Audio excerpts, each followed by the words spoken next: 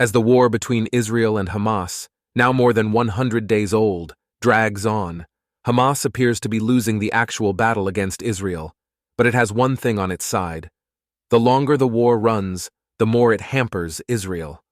For the terror group, it is not so much a war of attrition, the sustained process of wearing down an opponent so as to force their physical collapse, but a war of elongation. Especially as Western governments, namely Israel's diplomatic friends, face more pressure from loud minorities under the banner of pro-Palestine. As British writer Douglas Murray aptly pointed out, Israel seems to be the only country in the world never allowed to win a conflict. It is allowed to fight a conflict to a draw, but rarely to a win, which is one reason why the wars keep occurring. Thus, anything short of a resounding Israeli victory is an accomplishment for Hamas and its chief sponsor, the Islamic Republic of Iran. But Israel is not just facing the Gaza-based terror group. Hezbollah in Lebanon has been launching cross-border attacks into northern Israel.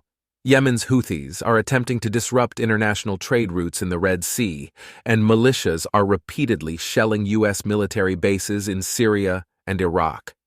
All of these groups have something significant in common. They are financed and supported by Iran.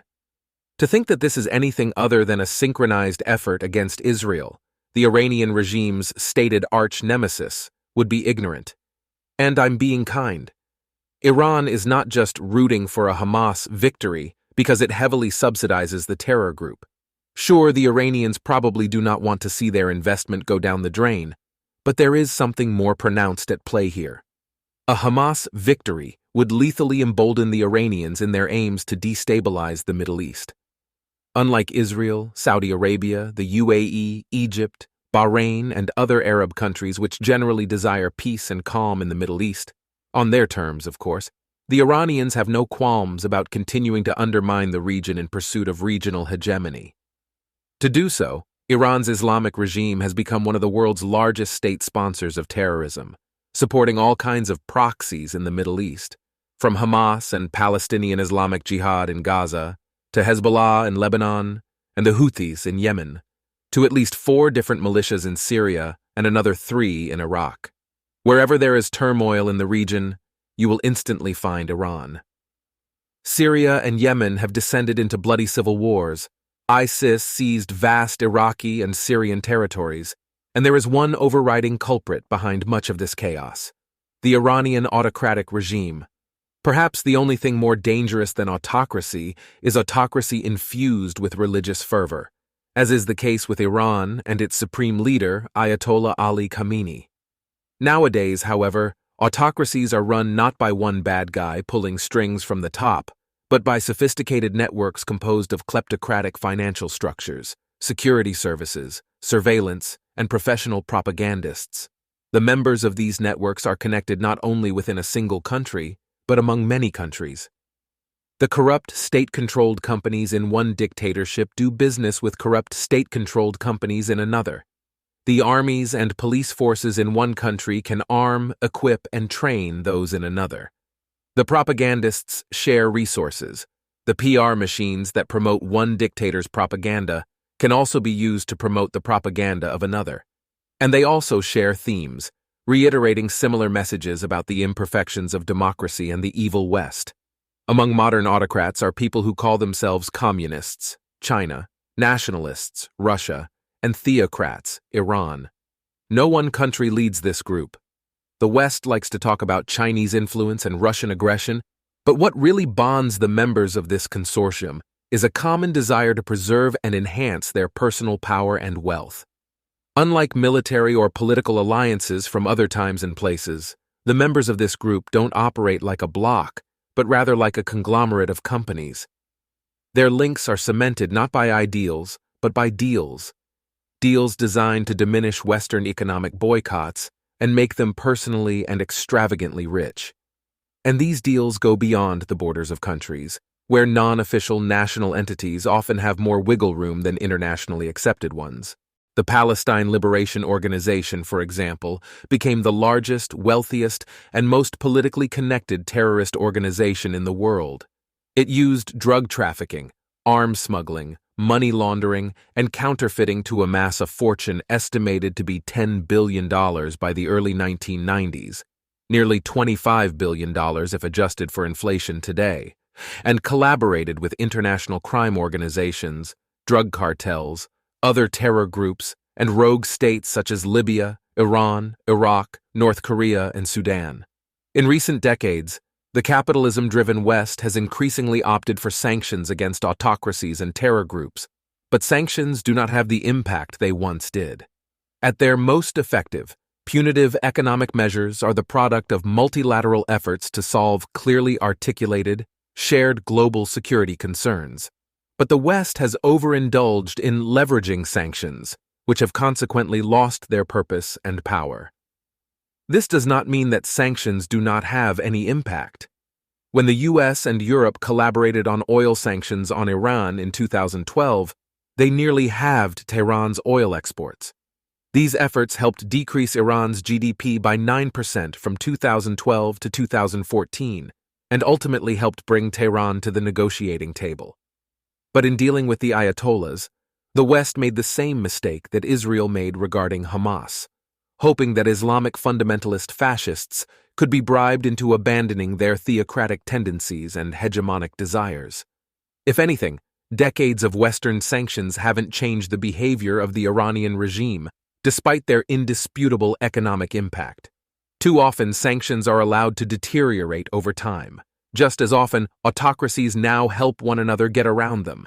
The methods that used to work no longer do. Yet, prior to this Israel-Hamas war, U.S. President Joe Biden's administration was working persistently to renegotiate the Iranian nuclear deal, even appointing an avowedly pro-Iranian mediator in Robert Malley, after Biden's predecessor, Donald Trump, withdrew from the deal. The Biden administration pledged to restore the Iranian nuclear deal, signaling to the Iranians that they no longer had anything to fear by grossly violating its terms, wrote Michael Oren, a former Israeli ambassador to the U.S. If President Obama pledged to keep all options, including a military option, on the table, President Biden's table held all possible options except the military. But even Obama's mere threat of military retaliation, not backed by actual force, did nothing to deter the Iranians from racing after nuclear armament. As Professor Bernard Lewis said, mutually assured deterrence for the Iranian regime is not deterrence but an incentive. Even now, as Iranian-backed militias repeatedly attack U.S. military bases in Syria and Iraq, the absence of heavy American responses to Iranian assaults guarantees that Tehran will keep upping the ante. After all, the Iranian regime does not have much to lose. Their theological jihadist contempt has devolved into what the international democracy activist Sergej Popovich calls the Maduro model of governance. Autocrats who adopt it are willing to pay the price of becoming a totally failed country, to see their country enter the category of failed states, accepting economic collapse, isolation, and mass poverty if that's what it takes to remain in power. Financial collapse has loomed in Iran. Several billion-dollar corruption cases demonstrate the extent of power networks of patronage within the Ayatollah's regime and its various factions, often linked to high-level clergy. But the Iranian ruling elite do not care. As one Western official working in the region said, they assume that any money that the West doesn't give them will be replaced by China, Pakistan, Russia, and Saudi Arabia. And if the money doesn't come, so be it. The leaders of Iran do not aspire to develop a flourishing, prosperous country, just a country where they reign supreme. Hence why just about everyone who thinks long and hard about this subject agrees that the old diplomatic toolbox once used in different places around the world is rusty and out of date. The leaders of Iran confidently discount the views of Western infidels, perceive Western leadership as weak and fractured, and recognize the West's absence of strategy, which reflects gross negligence. If the West continues to behave naively and incompetently, autocracies like Iran will quickly take our place as sources of influence, funding, and ideas, a zero-sum competition that is already taking place. If the West fails to fight autocracies, we will encounter them at home. Indeed, their elements are already in France, the UK, and many other places across Europe, as well as in South Africa, Canada, and even the US. If the West does not work endlessly to hold murderous regimes accountable, these regimes will double down on their doings without fearing consequences from an exponentially divided West, and they will continue to rage against the free world, inside their countries, and inside ours. As the wise saying goes, timing is everything. While I didn't agree one bit with the American-led Iranian nuclear deal signed in 2015, I understood that the timing of a military option was not right, neither for Obama's presidency nor for the U.S., as it was trying to end two unpopular wars in the Middle East. But now, nearly a decade later, the West has a pristine opportunity to truly confront Iran and send a spirited message to other autocratic regimes. After Israel was brutally attacked by Hamas and Palestinian Islamic Jihad on October 7th, and as Iranian proxies from multiple countries have unabashedly joined the fray, the West has plenty of justification to fight the good fight. It starts with Israel resoundingly defeating Hamas in Gaza, but it doesn't end there. All roads lead to Tehran,